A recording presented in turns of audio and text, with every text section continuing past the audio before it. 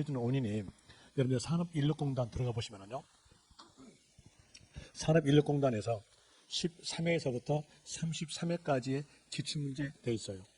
거기 13회에서부터 33회까지 기출문제에 대한 내용을 보고 있으면 문제가 어떻게 나올 것인지 압니다. 거기에 대한 내용을 여러분들이 보고 싶은데 세법에 대한 내용이랄지 그리고 공법이랄지 중개사법은 못 봐요. 왜 못 보냐면 개정되니까요. 그 해외기출문제에 대한 내용을 가지고 여기에서 23년도에 개정된 내용으로서 연결시켜줘야 여러분들이 볼 수가 있어요. 얘는 변형을 시켜줘야겠죠. 그래서 변형된 내용으로서 만들어진 겁니다. 변형된 내용으로서 만들어진 건데 거기에 대한 내용으로서 살펴드릴 것은요. 한손 노트와 같이 병행해서 해드릴게요. 그리고 20회에 대한 기출문제가 작년 기출문제와 유사해요. 그렇기 때문에 20회 걸 먼저 선택했는데요. 20회 거에 대한 내용을 보죠. 볼 때 먼저 65번 문제를 봅니다. 세법에 대한 내용 65번부터 시작이거든요. 65번으로 볼 때 문제의 키부터 먼저 잡으셔야 돼요. 문제 키 잡는 것은요. 물음표 옆에 있는 단어 아니면 선다에서 은자 앞에 맞춤표 앞에 있는 단어가 문제 키의 80%예요. 그래서 문제 키를 먼저 잡습니다. 문제 키 다녀서 보니까 물음표 옆에서 나온 글자가 성립. 이 내용의 문제는 성립 문제였어요. 성립에 대한 내용으로서 볼 때 납부할 의무의 성립에 대한 내용으로서 납부할 의무에 대한 성립은 납부할 의무의 시작을 말하고 있습니다. 시험하고 연결시켜 볼 때 여기에서 성립의 뜻에 대한 내용인 시작을 물어보지 않아요. 물어본 것은 성립 물어봅니다. 성립 물어본다면 납부할 의무에 대한 내용이니까 그 세금에 징수할 수 있는 법률적 근거를 갖추었을 때 그 세금을 납부한다. 라는 내용으로서 세자 앞에 있는 글자가 그 세금에 징수할 수 있는 법률적 근거니까 세자 앞에 있는 글자에다가 하는 때 붙인 것이 일반적이에요. 그럼 여기에 대해서 이론적 내용으로서 좀 더 알고 싶다면 한손 노트에 대해서 볼 때 한손 노트에서 페이지에 대한 내용 여기에서 4번 T에서 납세무 성립 문제가 성립이었다고 한다면 일반적 경우에 대한 내용은 세자 앞에 있는 글자에다가 하는 때 붙입니다. 취득세 하면은 세자 앞에가 취득이니까 성립 시기는 취득하는 때 이렇게 나오게 되고요. 등록 면허세는 세자 앞에가 등록이니까 등록하는 때 이렇게 나오고 그리고 수시 부과는 세금 이랬으면 세자 앞에가 수시 부과니까 수시 부과 사유가 발생하는 때 성립됩니다. 그리고 부는 본에 따라간다. 이런 의미로서 법이 만들어져요. 여기 부란 말은 부가세를 말합니다.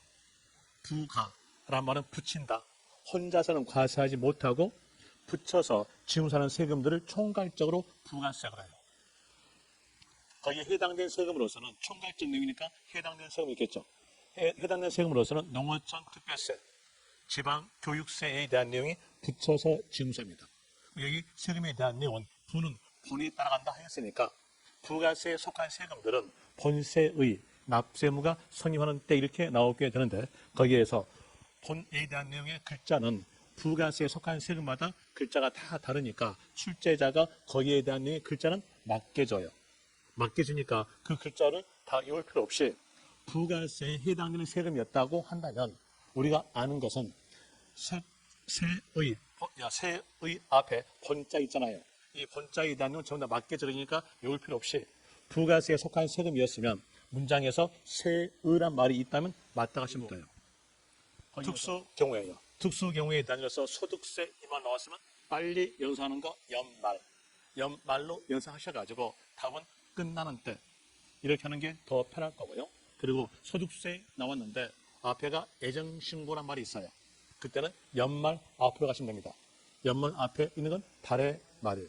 예정신고란 말이 있으면 달의 말일로 아시면 되고 예정신고란 말이 없이 소득세만 넣었으면 연말 이렇게 구별하시면 됩니다.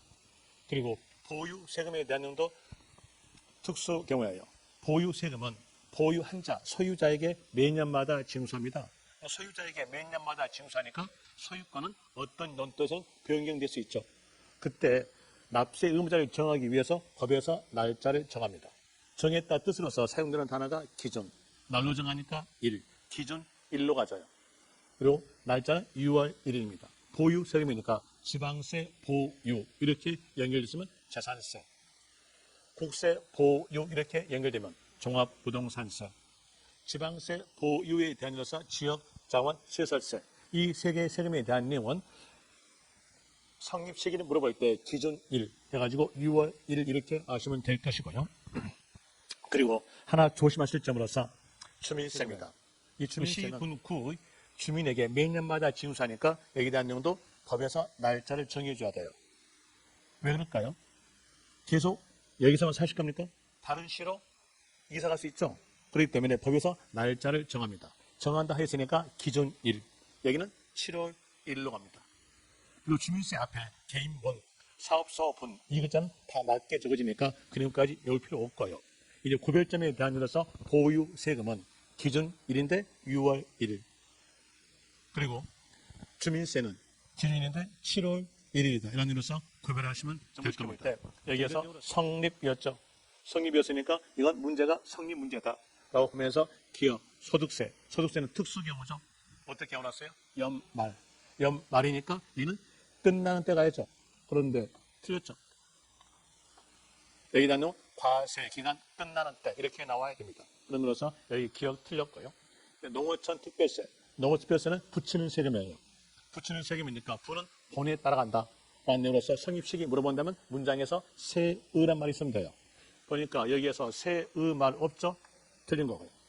좀 더 자세한다면 본세의 납세무가 성립하는 때 이렇게 나와야 되는 것이고요. 그리고 또 재산세. 재산세는 보유 세금이니까 기준 1.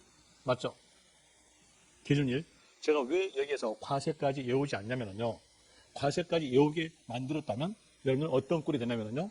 소득세의 성립 시기가 과세 기간 끝나는 때죠. 거기도 과세가 나오고 여기도 과세 나오죠. 그러니까 지방교육세, 지방교육세도 부죠. 부에 대한 거니까 문장에서 성립 시기 물어봤으니까 세의라는 글자 있으면 맞아요. 쭉 보니까 여기에서 세의 나오죠. 세의 이렇게 됐으니까 맞는 문장 됩니다. 그럼 거기에서 옳은 것으로서 문과라 하였으니까 이때에 대해서 디귿, 리을로 되겠죠. 디귿, 리을로 되고 그리고 미음에 대한 내용은 곧 내릴게요.